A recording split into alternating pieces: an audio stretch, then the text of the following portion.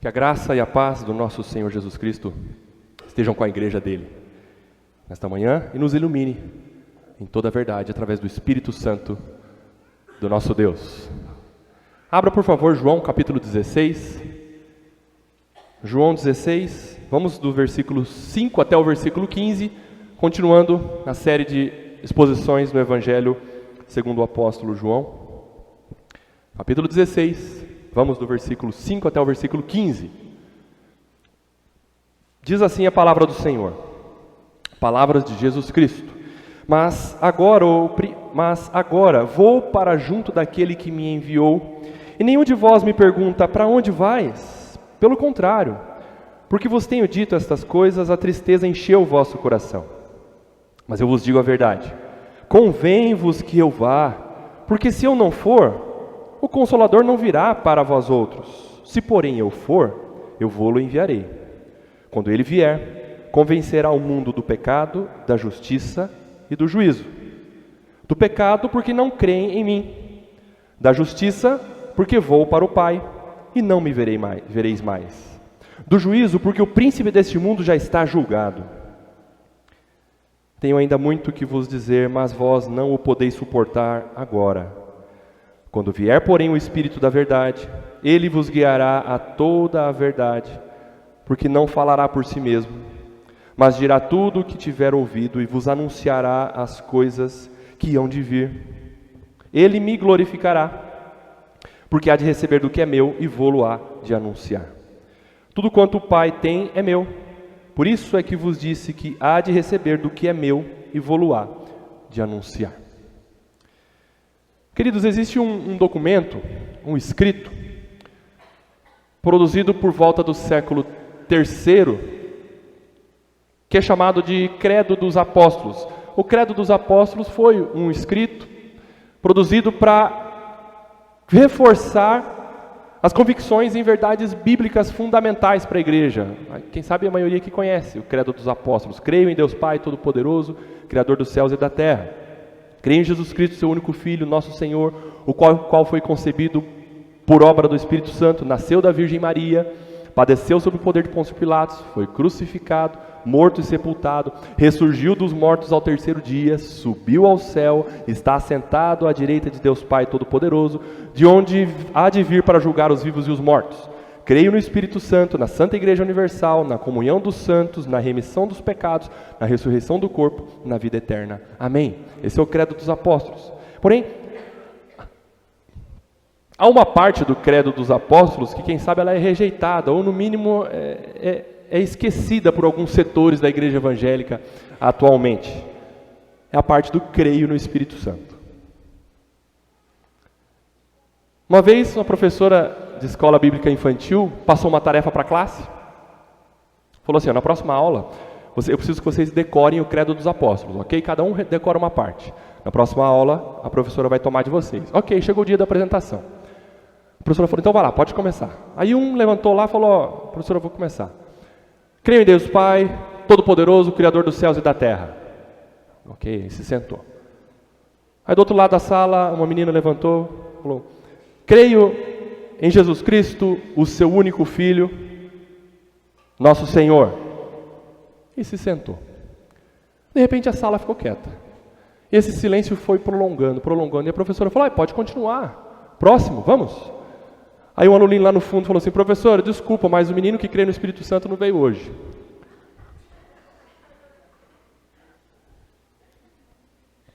Falar sobre Deus Pai, ok?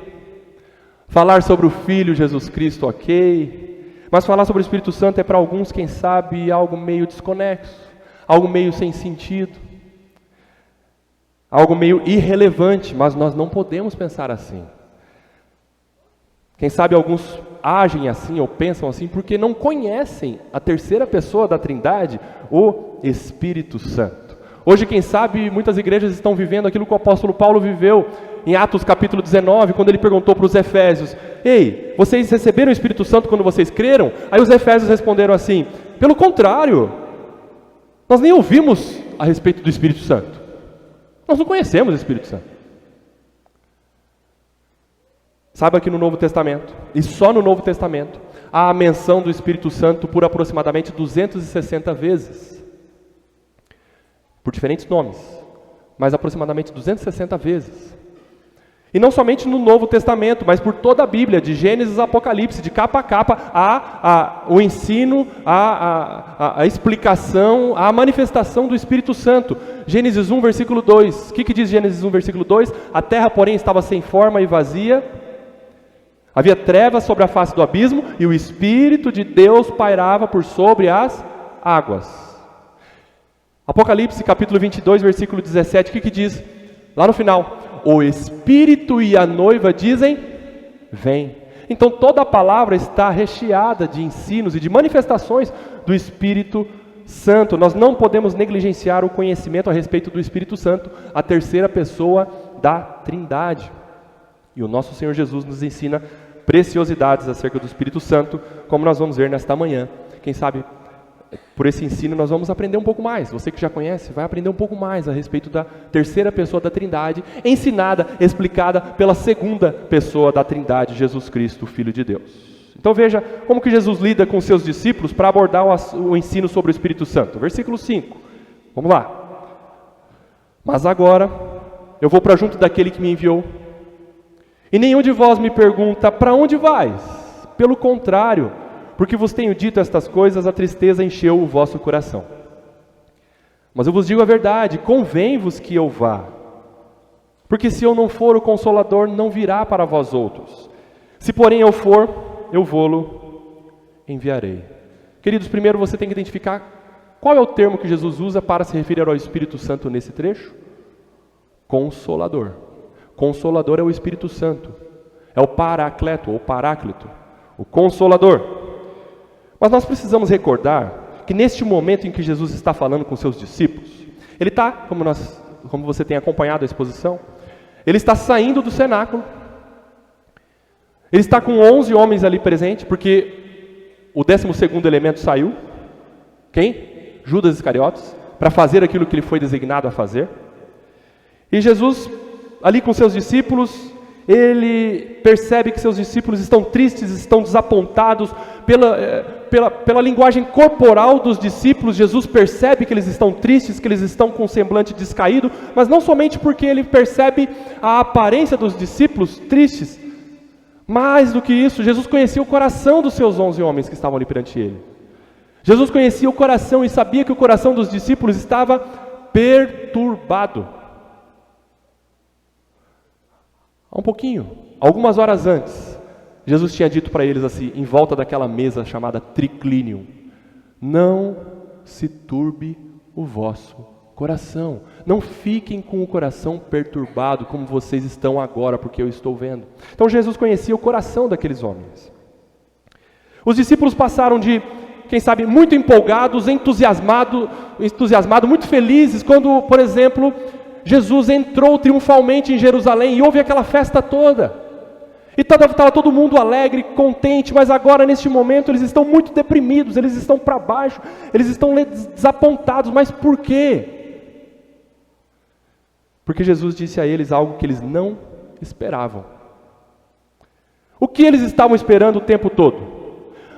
Os discípulos e os judeus, de uma forma geral, estavam esperando o estabelecimento do reino, a vinda do Messias. E sendo Jesus o Messias, Jesus estabeleceria o reino aqui na terra conforme o entendimento dos discípulos e dos judeus. Eles raciocinavam assim, é simples, preste atenção. O povo de Israel desejava, aguardava o cumprimento das promessas sobre a vinda do Messias, do libertador da nação de Israel. Mas antes de vir o Messias, viria um semelhante a Elias, preparando o caminho do Senhor. E eles estavam com essa expectativa e de repente aparece o Elias, o profeta semelhante a Elias. Quem? João Batista, pregando no deserto: este é o Cordeiro de Deus que tira o pecado do mundo, sigam-no. João Batista apontando para Jesus, o Messias. Aí eles, opa, o Messias está aí. Sendo então revelado o Messias pelo precursor João Batista e também pelas manifestações do próprio Cristo com relação ao poder que Jesus manifestava em realizar milagres, poder divino. Os discípulos concluíram: pronto, nosso rei está aqui, o nosso Messias chegou, ele estabelecerá o seu reino, ele nos libertará, chegou o nosso Messias, ele vai libertar a nação de Israel, principalmente com relação ao domínio do Império Romano. Aleluia, estamos felizes, o nosso rei chegou, o Messias está diante de nós. Acontece que, próximo da última ceia, e também na última ceia, ali no cenáculo, Jesus dá uma notícia para eles: eu vou embora. Eu estou partindo. Eu vou para junto do Pai. Eu vou deixar vocês. Daqui a pouco eu não estarei mais com vocês, eu vou morrer. E isso não era o que eles estavam esperando. Como assim? O nosso Messias, o tão esperado Salvador da nação de Israel, vai embora, justo agora. Por isso que Jesus diz aos discípulos, versículo 5: mas agora eu vou para junto daquele que me enviou, e nenhum de vós me pergunta: para onde vais? Pelo contrário, porque vos tenho dito estas coisas que eu vou partir, eu vou para junto do Pai, eu vou preparar morada para vocês. Por eu ter dito estas coisas, o coração de vocês se encheu de tristeza. Os discípulos estavam muito tristes, e esta profunda tristeza fez com que eles só enxergassem o lado deles. Eles estavam vendo aquilo que eles estavam perdendo. Mas veja que interessante o que Jesus diz: agora eu vou para junto do Pai. Você entendeu isso? E nenhum de vós me pergunta: para onde o Senhor vai? Porém, capítulo 13, versículo 36, se você voltar um pouquinho, Pedro tinha perguntado isso para o Senhor. Pedro perguntou assim: Senhor, para onde o Senhor vai? Mas Jesus está se contradizendo? Como assim? Será que Jesus se esqueceu de que Pedro havia dito isso a ele? Aqui, Jesus, que conhece os corações daqueles homens, vendo que eles estavam perturbados, abatidos, com medo, estavam focados naquilo que eles estavam perdendo, Jesus então desperta os seus discípulos a entenderem que o fato de Jesus ir para o Pai é a melhor situação para eles. Agora presta atenção, olha bem aqui para mim. Segundo comentários de Carson e de Hendrickson, o contexto aqui dessa pergunta, na verdade, a intencionalidade dessa pergunta, veja que interessante, foi nesse sentido. Versículo 5, Jesus dizendo: mas agora eu vou para junto do Pai, e nenhum de vocês me perguntam: para onde que o Senhor vai? O Senhor vai para a casa do Pai? Ah, lá deve ser muito bom, Senhor. Nós estamos aguardando então o Senhor ir para a casa do Pai, porque o Senhor disse que o Senhor iria para a casa do Pai preparar morada para nós. Ah, Senhor, eu não vejo a hora do Senhor voltar para nos buscar. Que maravilha, Senhor, para a casa do Pai, é verdade, que bênção. Aleluia, o Senhor vai para a casa do Pai. Não foi assim que eles perguntaram, que eles estavam pensando. Jesus então faz assim: nenhum de vocês me pergunta: para onde você vai? Mas perguntam: para onde que o Senhor vai? Justo agora, Senhor. Para onde que o Senhor está indo? O Senhor vai nos deixar? Foi com essa intencionalidade que os discípulos perguntaram para o Senhor. Pelo contrário, Jesus diz: porque vos tenho dito essas coisas, a tristeza encheu o vosso coração. E eles perguntaram: Senhor, para onde o Senhor está indo? Ou seja, nessa pergunta eles falam: não vá, Senhor. O Senhor não pode nos deixar agora. Os discípulos estavam mais focados naquilo que eles iriam perder, ao invés de estarem felizes por aquilo que eles iriam ganhar com a partida de Jesus. E é bem verdade, irmãos, que eles e nós hoje, nós imaginamos muitas coisas que pensamos ser melhores para nós, de acordo com a nossa maneira de pensar. Mas nós não paramos para buscar em Deus, entender que Deus tem planos muito mais elevados do que os nossos. Ainda que nós pensemos: o Senhor não age, o Senhor não fala, o Senhor está inativo, o Senhor nos abandonou, Senhor, eu estou perdido. Mas querido, creia, o Senhor está agindo. Ainda que a gente pense que nós estamos perdendo, mas na verdade nós estamos ganhando, porque o Senhor está agindo nas entrelinhas da nossa vida. O Senhor sabe o que Ele está fazendo. Nós não sabemos o que é melhor para nós mesmos, por nós mesmos. E os discípulos estavam olhando isso. Eles queriam a presença física de Jesus ali para sempre. Eles estavam focados naquilo que eles iriam perder. Mas Jesus como que dá um chacoalhão neles. Jesus destampa os olhos do coração daqueles homens e fala assim, ó, versículo 7, ei, eu vos digo a verdade, preste atenção, convém-vos, ou seja, é melhor para vocês, é mais vantajoso para vocês que eu vá. Em outras traduções, a verdade é, Jesus dizendo, que a minha partida, deixar vocês, é melhor para vocês.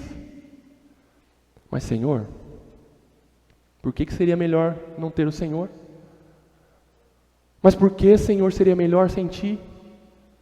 O Senhor que alimenta uma multidão, o Senhor que cura as nossas enfermidades, é o Senhor que um dia falou que tinha dinheiro dentro de um peixe, e nós fomos lá pegar o dinheiro no peixe e pagamos os nossos impostos. Senhor, o Senhor ressuscita mortos. Senhor, o Senhor é a nossa segurança aqui, Senhor. Como que é melhor sem o Senhor? Isso estava rodando a cabeça dos discípulos. E Jesus conhecia a mente e o coração daqueles homens. E conhece o seu nesta manhã. E conhece o que você está passando. E Ele sim sabe o que é melhor para você e para mim. E eles pensaram, Jesus, o Senhor é o ser ideal para estar aqui, para sempre, com a gente. Por que o Senhor vai embora? Eles estavam focados naqueles que eles estavam prestes a perder. Eles não conseguiam enxergar o que eles estavam prestes a ganhar. Versículo 7. Eu vos digo a verdade, convém-vos, é melhor para vocês que eu vá. Por quê? Porque se eu não for, o Consolador não virá para vós outros. Porém, se eu for, eu enviarei o Consolador para vocês. Na verdade, aqui, como já tenho explicado com relação a essa explicação de Jesus sobre enviar o Espírito, não que o Espírito não estivesse ali, mas é que com a presença física de Jesus, o Espírito Santo não estava atuando plenamente. Porém, com a ida do nosso Senhor e a ascensão, sobretudo, o Espírito Santo passou, depois da ascensão de Jesus, o Espírito Santo passou a agir intensamente na vida dos crentes na igreja. Intensamente, com amplitude, agir poderosamente, como Consolador, como aquele Deus presente entre o povo de Deus. É isso que Jesus está ensinando. Eu vou, mas vai ficar outro, tal qual eu, mesmo Deus, outro Consolador. Sabe por que os discípulos estão muito tristes pela ausência física de Jesus? Porque eles não imaginavam o quanto precisariam da presença intensa, marcante, real do Espírito Santo dali para frente. Eles não imaginavam. Eles não sabem o quanto eles vão precisar do Espírito Santo, o outro Consolador, da mesma essência, tão divino quanto Jesus. E o que estava por vir? Intensa perseguição. Ferrenha perseguição. Juntamente com a grande tarefa, com a grande comissão. Qual é a grande comissão? Eles teriam que ir por todo mundo, pregar o Evangelho a toda criatura. E quem que capacitaria eles a fazer isso? Mesmo em meio às perseguições, eles continuarem testemunhando de Jesus, proclamando o Evangelho. Quem que capacitaria os discípulos a fazer isso? O Espírito Santo de Deus que habitava neles. Queridos, somente no poder, na condução, na força, na motivação produzida pelo Espírito Santo, que eles conseguiriam fazer isso. E essa não é uma tarefa difícil para nós, falarmos do Evangelho, proclamarmos do Evangelho. É uma tarefa impossível para nós se não for pelo Espírito Santo. Você achou que ia te empoderar, né? Pra você falar, agora vai. Meu irmão, não só você, mas eu, não consigo viver a vida com Deus, falar do Evangelho, viver o Evangelho, se não for pelo agir do Espírito Santo de Deus, como nós aprendemos hoje na EBD. Sem o Espírito Santo agindo em nós, pelo poder dele, nós não conseguimos nada. O Espírito Santo que nos mantém vivos, é o Espírito Santo que nos mantém crendo em Jesus, é o Espírito Santo que mesmo odiados pelo mundo, ele nos capacita a nós continuarmos proclamando do Evangelho hoje. Jesus não disse assim para os seus discípulos, olha, estou indo, mas vão, eu confio em vocês, eu sei que vocês são homens que estão aprendendo a ter coragem, mas cuidado, vocês vão apanhar um pouco, mas até logo, vocês estão sozinhos, vão. Jesus deixa bem claro, com a ida dele para o Pai, que o Espírito Santo Consolador Todo-Poderoso iria tomar a vida daqueles crentes de tal forma que eles seriam revestidos de poder do alto. Vocês não vão ficar sozinhos. Isso iniciou na época do Pentecostes, isso caminha na história da igreja e chega até nós hoje. Nós não estamos sozinhos. Deus está entre nós e em nós, o Espírito Santo Consolador está em nós e é por nós, louvado seja Deus. Nós vivemos na condução do Espírito Santo, nós vivemos pelo poder do Espírito Santo. Sem o poder do Espírito Santo atuando em nós, nós teríamos que viver a vida cristã pelo nosso próprio esforço, como se fosse, por exemplo, você conduzir um barco à vela através do seu sopro. Dá? Sem o Espírito Santo, a sua vida de santidade é como soprar em um barco à vela para que ele se movimente.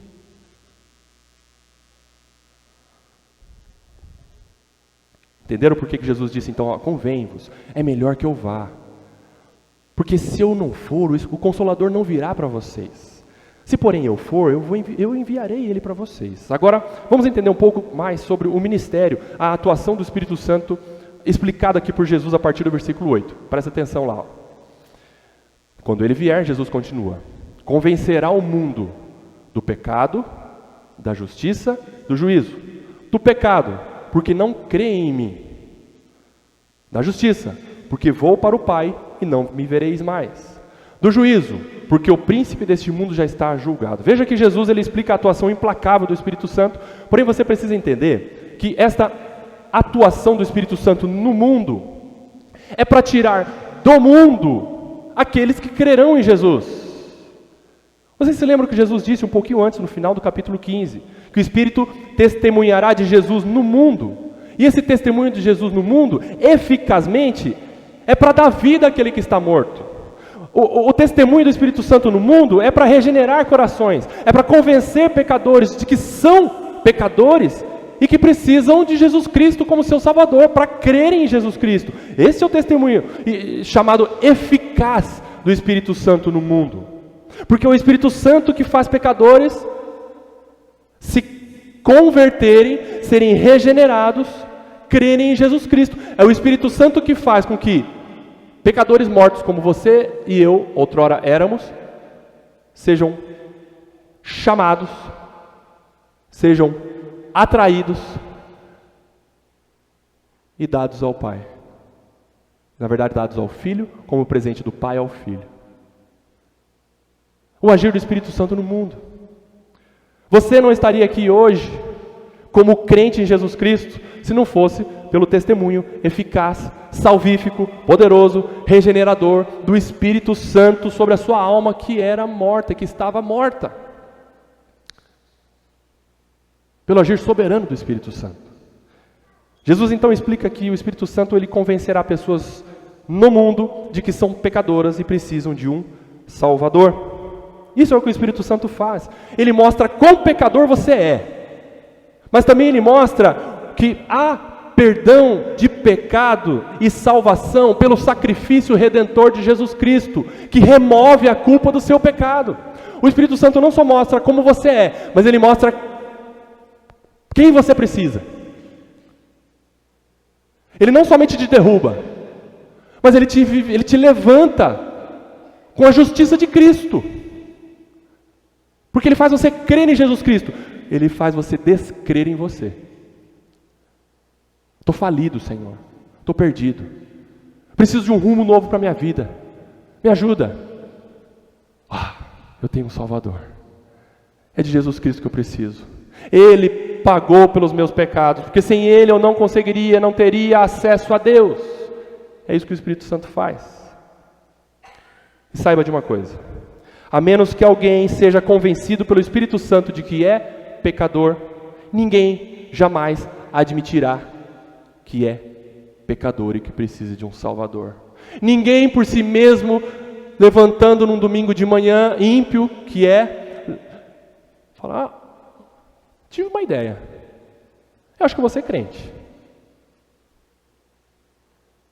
Está tão ruim aqui, as coisas estão estranhas, a minha conta está no vermelho, meu filho apareceu com droga em casa esses dias, as coisas estão ficando feias. Eu acho melhor eu ser crente. O convencimento para que uma pessoa passe de morta para viva, para que tenha uma vida em Cristo Jesus e uma nova vida, somente pelo Espírito Santo. O Espírito Santo convence pecadores do seu pecado e faz com que o pecador creia em Jesus Cristo pelo dom da fé colocado pelo Espírito Santo no coração do pecador. Aliás, convencer não é sua tarefa, meu irmão, não é minha tarefa. Quando nós evangelizamos, nós não temos o poder de convencer, você sabia disso? Por mais eloquente que seja o nosso argumento, por mais brilhantismo que nós utilizemos nas nossas palavras. Você já parou para pensar nisso? Você não consegue convencer. É diferente, por exemplo, uma menina teve uma competição de venda de brigadeiros numa escola. Aí o diretor foi fazer a apuração, da disputa e viu que uma menininha de 6 anos tinha vendido mais brigadeiro do que os grandões lá do ensino médio. Aí foram perguntar para ela: como que você conseguiu vender tanto brigadeiro? Aí ela falou assim: é simples, diretor. Eu chegava para as pessoas, mostrava aquela bandeja cheia de brigadeiro, fazia uma cara de piedade, falava para elas que se elas não comprassem de mim, ia ficar muito triste, aquela cara de gato de bota. E as pessoas ficavam com culpa se não comprassem. Elas compraram. Pronto, vendi. Brilhantismo, ótima tática. Mas para evangelizar isso não serve. Para evangelizar não é assim. Queridos, nós, quando estamos evangelizando, conseguimos atingir no máximo os ouvidos da pessoa. Mas quem atinge o coração é o Espírito Santo. E Ele, sim, age em quem Ele quer, porque o Espírito é um sopro soberano que entra, e quando Ele entra, ninguém consegue impedir. Ele chegou na sua vida e não foi você falando: não quero, não, Ele te quebrou, e Ele te jogou no chão, e Ele falou: você é meu, você é de Deus, você é uma nova vida. Crê em Jesus Cristo. E você falou: é verdade, é dele que eu preciso. É irresistível. Não há vida irrecuperável para Deus, porque o Espírito Santo, quando Ele chega, Ele toma a vida da pessoa para sempre e não sai mais. Mas não é pelo nosso convencimento, mas é pelo agir soberano dEle. Porém, nós devemos proclamar. Fale do Evangelho. Proclame sobre Jesus Cristo, em tempo e fora de tempo. Fale para as pessoas do seu Redentor. Porque tem muitos por aí que vão ser alcançados por suas palavras. Palavras do Evangelho saídas da sua boca para a salvação de muitos. Você vai ser um instrumento usado por Deus para levar o Evangelho às pessoas. Então, como uma luz potente e irresistível da verdade sobre o coração de quem o Espírito Santo quer, Ele convence do pecado, da justiça e do juízo. Mas Jesus explica: do pecado porque não creem em mim. Você entendeu isso? Do pecado porque não creem em mim. Vamos lá. Não dos pecados, mas é no singular, do pecado. Pecado este que consciência nunca se convenceria de estar cometendo. Qual o pecado que é? O pecado da incredulidade. Este é o pecado que o Espírito Santo inicialmente convence uma pessoa para ser salva. Uma pessoa precisa ser convencida pelo Espírito Santo que ela não crê em Jesus. A incredulidade impede o perdão para os demais pecados. O mundo não vê a incredulidade, inclusive, como um pecado. Aliás, os ímpios, a maioria deles, vê a incredulidade como uma virtude. Se eu ouvir alguém falar para você assim, ó, você crê em Jesus? Eu não creio. Eu não creio porque eu não preciso. Na verdade, quem crê é fraco de mente. A verdade é essa. Quem não crê, olha, tem problema mental. Tem um parafuso a menos. Vê, a incredulidade é tida pelo mundo como uma virtude. Mas na verdade não é. O pecador não vê a incredulidade como o pecado que separa de Deus para sempre. Capítulo 3, versículo 18 de João diz assim: quem nele crê não é julgado. O que não crê já está julgado, porque não crê no nome do unigênito Filho de Deus. A incredulidade é o pecado que leva ímpios para o inferno em quinta marcha.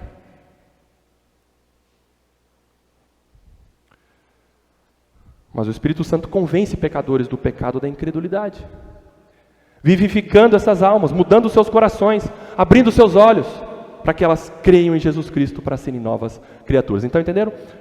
O Espírito Santo convence do pecado, porque não creem em mim. Mas o Espírito Santo convenceu você do pecado da incredulidade, e você passou a crer em Jesus.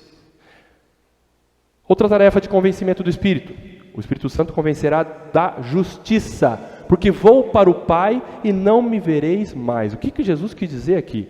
Da justiça. O Espírito Santo convence pecadores da justiça, porque eu vou para junto do Pai, eu estou indo para o Pai, e vocês não vão me ver mais, ele falando para os discípulos. Mas olha só, você precisa entender o seguinte: a maioria das pessoas no mundo pensa assim: se existe Deus, e se existe um paraíso celestial, é certo que eu sou bom o suficiente para ir para lá. É bem verdade que eu tenho umas falhas, tal, mas eu não sou 100%, mas assim, se colocar numa balança, as minhas virtudes, as minhas qualidades são superiores aos meus defeitos. Portanto, estou indo para o céu, pela minha justiça, pelo meu jeito bom de ser. Ainda que eu tenha alguns defeitos, tudo bem, mas as minhas virtudes superam as minhas falhas, os meus pecados. Pode ter certeza disso. É assim que a grande maioria dos ímpios vive no mundo. Eles estão seguros em sua retidão relativa. Mas Jesus veio ao mundo, revelando o padrão perfeito de retidão. Logo, pessoas que são relativamente justas, relativamente retas, quando colocadas ao lado de Jesus, eu afirmo a você sem medo de errar, não são muita coisa, para não dizer, não são nada. E aí? Qual é a situação do pecador? Pó. É inferno. Justamente Deus manda para o inferno pecadores por essa situação, porque não tem justiça própria que possa levá-los para Deus e serem aceitos por Deus. Não há justiça própria no pecador. As consequências do pecado é nos afastarmos de Deus e irmos para o inferno. Eu estou falando pecadores. Mas as consciências são confrontadas pelo Espírito da justiça, porque eu vou para o Pai e não me verei mais. E o que isso quer dizer? Apenas uma pessoa que andou nesta terra e viveu perfeitamente foi direto para a presença de Deus, por seus próprios méritos e virtudes. E essa pessoa é Jesus Cristo. Por isso que Jesus está dizendo, o Espírito Santo convence da justiça. Qual justiça? A justiça perfeita. Só há justiça perfeita em Jesus. Por isso que ele fala, e eu estou indo para o Pai. O Pai me aceita, porque eu sou perfeito. E para você, pecador, ir ao Pai é somente através de Cristo.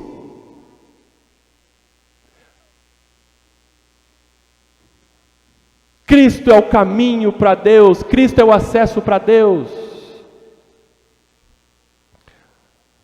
ele viveu sendo justo, ele morreu como justo, e a prova de que Deus de fato teve Jesus como justo foi ressuscitando-o dos mortos e aceitando Jesus à sua direita. Portanto, a menos que você tenha a justiça de Cristo sobre você, você nunca será aceito na presença de Deus. Nunca um ser humano será aceito na presença do Santo, Santo, Santo, se não for pela justiça de Cristo somente. O pecado que te condena definitivamente é a incredulidade. A justiça que te justifica e te salva definitivamente é a justiça de Cristo Jesus. Aleluia. Isso é o Evangelho. Essa é a boa notícia. Você é convencido pelo Espírito do seu pecado de incredulidade e de rejeição a Deus, e você é convencido também pelo mesmo Espírito de que somente por Jesus você pode ter salvação. Assim, você confia, você crê em Jesus Cristo, e Deus imputa a você a justiça do seu Filho, e aceita você como filho, te adota. Aleluia. Só por causa de Jesus Cristo. E por último, o Espírito Santo convence do juízo, porque o príncipe deste mundo já está julgado. Ou seja, o Espírito Santo ele convence pecadores que sim, haverá um julgamento no futuro certo. Todos enfrentarão este julgamento, quer acreditem, quer não. O dia do juízo final é certo. E a prova de que haverá um julgamento implacável de Deus contra incrédulos é o fato de que Satanás já está julgado. Aqui Jesus ele faz uma argumentação mostrando que o Espírito vai convencer do juízo, porque o príncipe deste mundo já está julgado. Ele usa assim um comparativo do maior para o menor. Olha só, se ele está dizendo que se Deus já julgou e condenou a força mais maligna deste mundo, é certo que nenhum ser humano escapará do juízo final. Nenhum. Ninguém escapará, a não ser que tenha Cristo como seu advogado. E eu faço essa pergunta para você nesta manhã. Você tem Jesus Cristo como seu advogado hoje, diante de Deus?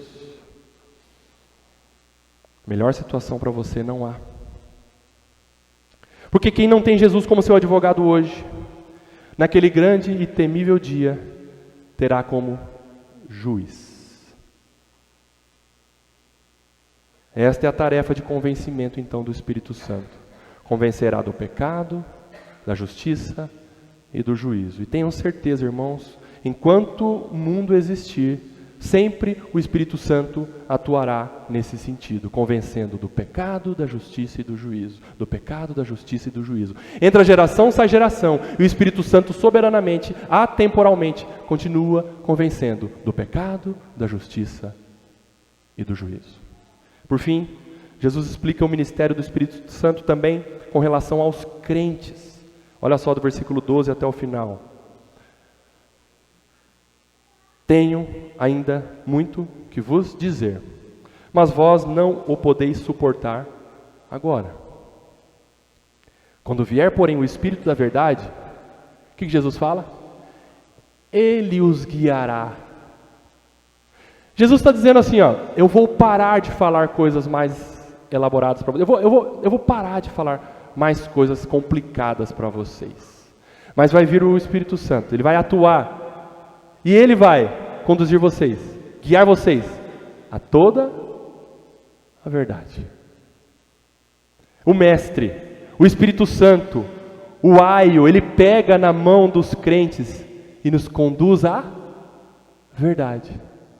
O Espírito Santo da verdade, porque não falará por si mesmo, mas dirá tudo o que tiver ouvido e vos anunciará as coisas que hão de vir. Interessante que Jesus mostra que o Espírito Santo vai ouvir coisas do Filho e do Pai e vai falar para o crente. Deus ele não empurra conhecimento, revelação, goela abaixo. Aqui nós aprendemos a progressividade do conhecimento.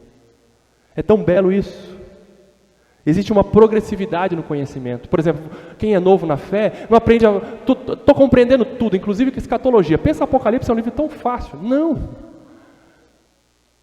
O Espírito Santo ele vai ensinando progressivamente, vai revelando a verdade, vai mostrando para você a verdade, vai pegando na sua mão e vai ensinando progressivamente.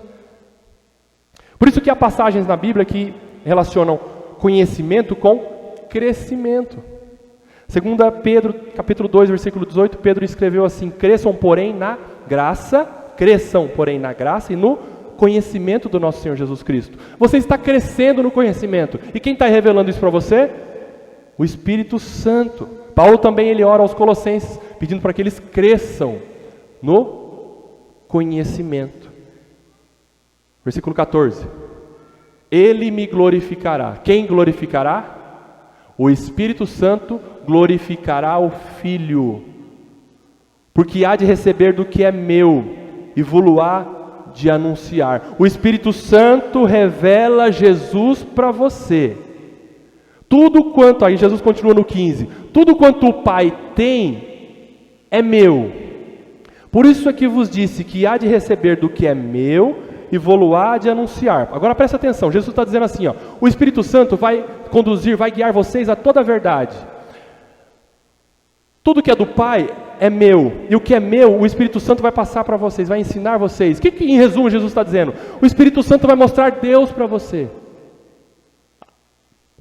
através da minha pessoa. Você quer conhecer Deus? Você precisa conhecer Jesus Cristo. Quem vai revelar Jesus Cristo para você? O Espírito Santo. Porque a tarefa do Espírito Santo é como que um foco, como que uma lanterna bem forte apontando para Jesus. O Espírito Santo revela Jesus para você, que é Deus. Então, se uma pessoa no mundo hoje fala, eu quero conhecer Deus, ok, você tem que conhecer Jesus. Eu quero então conhecer Jesus, ok, peça ao Espírito Santo que revele a você. E como que o Espírito Santo revela Jesus a você? Através de sonhos, visões, coceguinhas, piruletas, cambalhotas? O Espírito Santo revela Jesus a você pela palavra. Não há outro caminho.